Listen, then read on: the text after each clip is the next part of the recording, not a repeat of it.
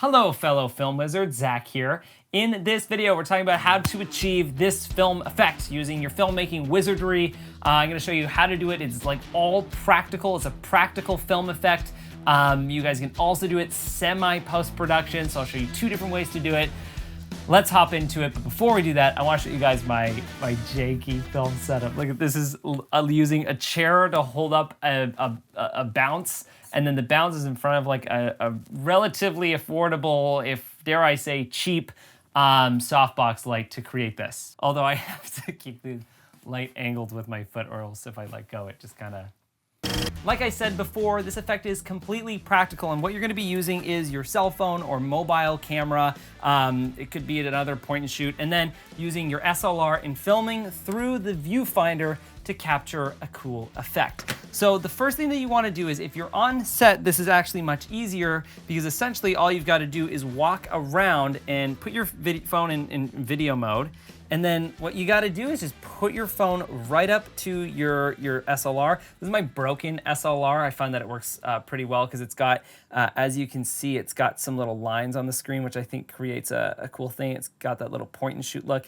And then essentially, if you're filming like a live event, you can literally walk around and film like this, which just creates, I don't know, I think it creates such a cool retro type effect. And then to sort of elevate that effect a little bit more, what you can do is just kind of shake your camera around slightly, and then maybe add like a sound effect of like a film projector.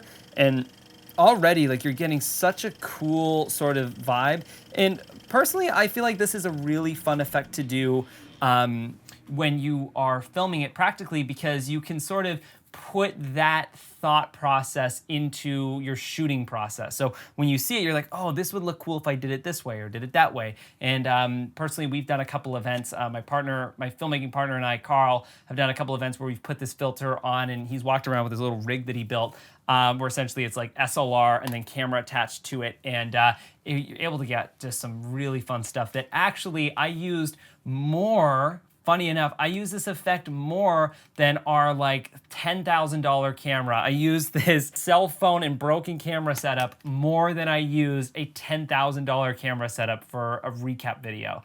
So put that into your brain. Sometimes it's not about money, it's about creativity, and this is probably one of my favorite creative setups.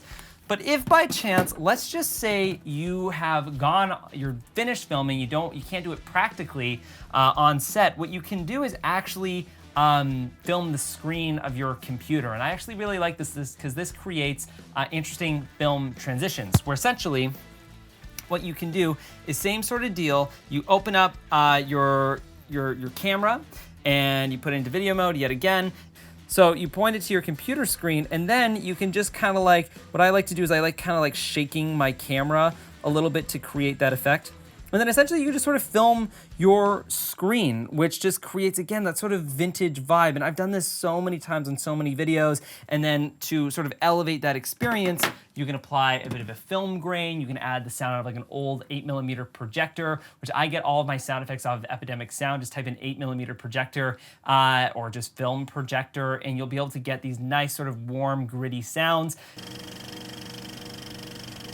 And then to go on top of that, you can apply a little bit of a color grade, and then just splice that into your video project every now and again. And I believe that just creates such a nice, like, vintage, warm flavor.